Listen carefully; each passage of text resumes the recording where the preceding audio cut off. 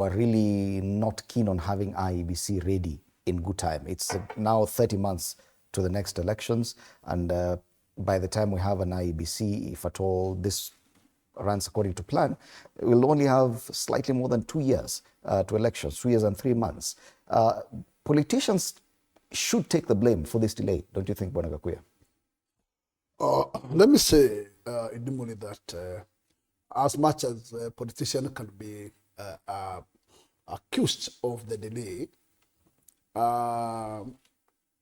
in fact, I would say if there was serious effort to have this particular panel, it could have not lasted to the tune of a wasted number of months.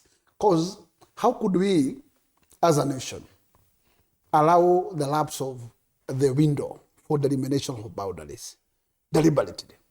You know, I always say, if the state has a deliberate effort, there is nothing which can stop them from doing anything. Because even the judiciary, it is part of the government. Mm-hmm. And therefore, things can be dialogued because of important nature of a situation. And nobody can tell me that the same judiciary was capable of having a panel appointed in the midnight, which was sat on Saturday to discuss matter to terminate the conservative orders that were given to the former deputy president. That's a very important cause that the state felt that it's too important to fill the gap and should be now, not tomorrow. Mm-hmm.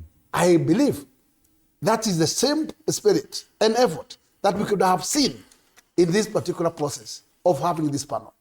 Because Laida is already in the government. Mm-hmm. Caroso was not difficult at all. Then who was the problem? Because Caroso has been always saying he has no problem. And anything that can bring a light, he's ready for it. And I don't think that was too big to take this country to this time of wastage. Right now, as we speak, we have Magarini.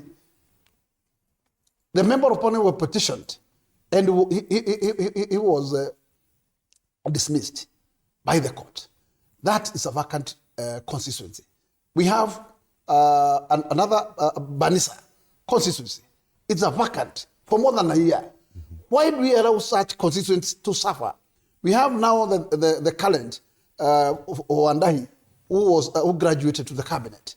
Why do we allow those constituents to suffer when the constitution is very clear?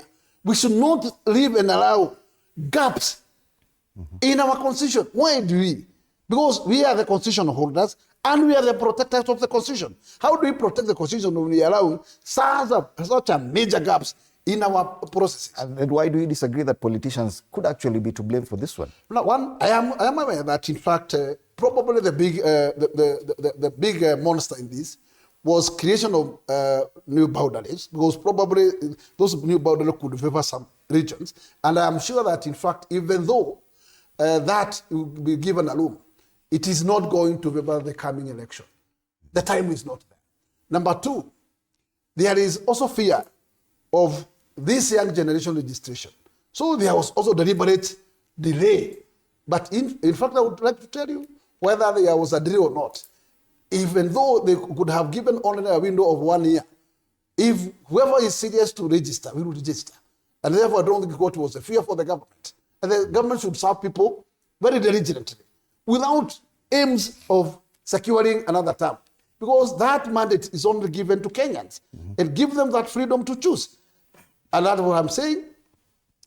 When you get power, serve people, serve the mass diligently. Okay. Because at the end of the day, we may force ourselves to people when they are totally at the tail end, when they can't even dare. Okay. But this country, I always say, it is a civil country, and we always move to an election to choose for leaders. And the choose is for the people. And therefore, let us behave as an elected government, always. Okay.